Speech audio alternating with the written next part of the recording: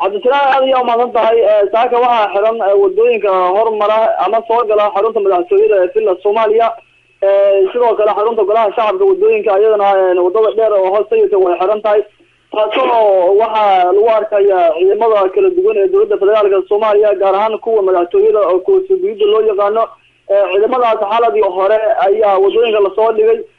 wadada madaxtooyada iyo agagaarkeeda wadooyinka soo gala si weyn ay amaankooda saaka loo adkeynaya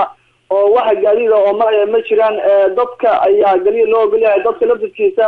baaritaan ay ciidanku ku sameynayaan laakiin waxa gaadiid la yiraahdo waa laga mamnuucay marka laga reebo gaadiidka dawladda ay leedahay oo asaanta dawladda galiya ay ku buusan tahay ama mas'uuliyiin ka tirsan dawladda ay wataan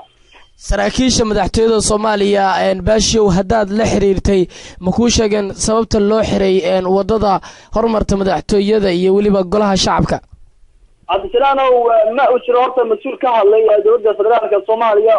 كهالي مسؤول لا ما أمامه كمان سهلين لكن ورر عن هلي إنه واحد شيء يعني إن أيمان تي عمل شرع يكون بالناد مركز الجلية هجومية حركات على الشباب أحمد عبد الجودني تعصوا لقى عبد الضبا إن على الشباب أي ورك الجيستان حرمها دولة فدرالك الصومالية كلها مدشات قبلها ضلك أيضا شرع يكون بالناد واحد تي الشباب شرع أي لو رجال حرون ciidamada dowladda degmada Janaale ee gobolka Shabeellaha Hoose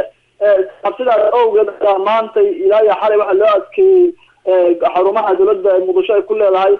wararka sidoo kale airportka iyo dekada ayakan waa la adkeeyay oo hadda aan keenayna waxa sheegayaan ciidanku amaankooda adkeynayaan sidoo kale xarumaha dowladda dhammaan wasaaradaha iyo meel kasta qof mas'uul oo bixiyana waa la adkeeyay amaankooda maanta oo si dhib loo waardinaya هذا أقولنا حرونت مدحتوية أو runtii dawladda xudunteedii ah iyo xarunta golaha shacabka oo baarlamaanka yani shaqada ay ka bilaabato ama ay ku shaqeeyeen waxaan mas'uuliyiintuna kama sahalin waxa rajeenayaa ammaanka in maantaba ay warbixin ka soo saaraan oo ilaa hadda warbaahinta hadlaan balse waxa loo badinayaa ilaa hadda ku dhow madaxtooyada iyo xarumaha dawladda waxay sheegayaan in laga cabsi qabo sanad guuradii ka soo wareegtay dilkii hogaamiyaha xarakada al-shabaab أحمد عبد الجودني أوجد إن الشباب أي وردان حرمها الدولة ومدحتوية غير كتهاي برلمان وغير كيهاي وسردها هي جوابها كلام مهم أو رنتي كار لو جوابها الدولة أما صاحب دولة مدح الدولة الصومالي